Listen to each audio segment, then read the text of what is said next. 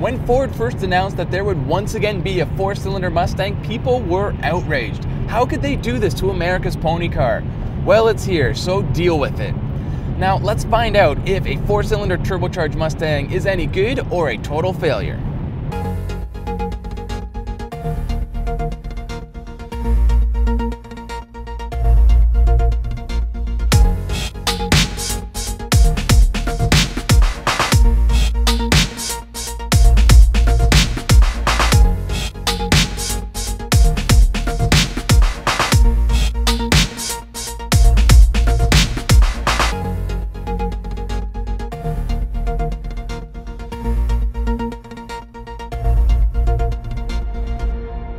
First, let's start with the facts. The 2.3-liter turbocharged 4-cylinder engine makes more power than the V8 found in the 2009 Mustang GT. And it has 40 pound-feet more torque than the V6 that's available at just 2,500 RPM. All this power is also available on regular pump gas that returns really good fuel efficiency for a sports car.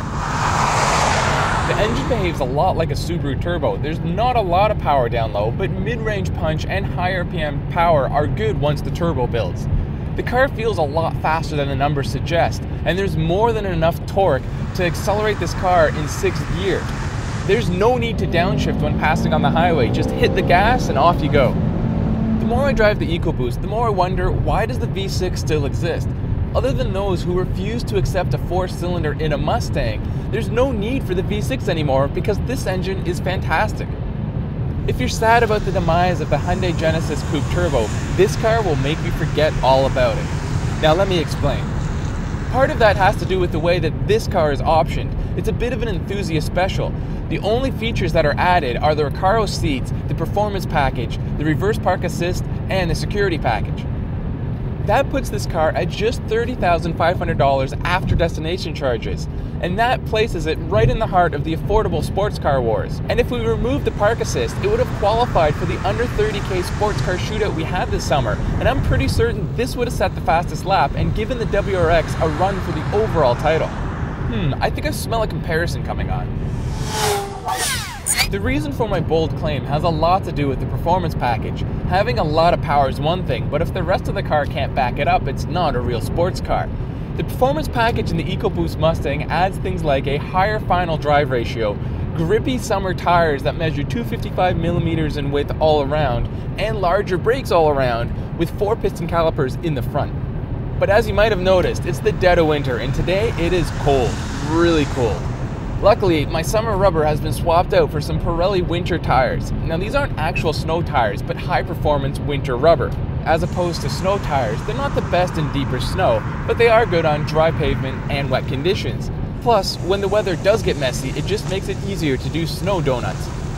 That, though, may have as much to do with the chassis setup on the Mustang than anything else. More than once, in the wet, dry, warm, or cold, has this car tried to hang its tail out on me, sometimes unexpectedly. Thanks to the standard limited slip rear differential and the 6-speed manual transmission, which I'll take over the automatic any day, controlling these lurid slides hasn't been that hard. 4-cylinder or not, the EcoBoost Mustang is more than capable of doing burnouts and drifts. Inside, my Mustang is pretty Spartan, but that has a lot to do with not selecting many options in the name of affordable performance. Still, everything is really easy to use and I like the overall design. It has adjustable steering and these Recaro seats fit my body type perfectly. But the engine noise remains an issue. As good as the fake sounds work at fooling my ears, they can't trick my mind. As much as I try to make my brain accept them, I just can't get over the fact that what I'm hearing is fake, no matter how good it sounds.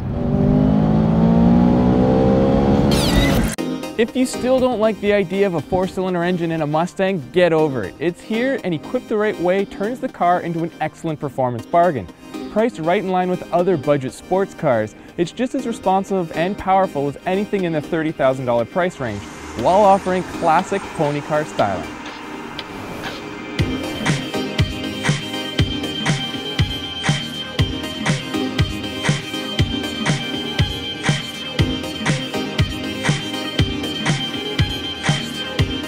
Plus, when it does snow, it just makes it easier to do snow donuts.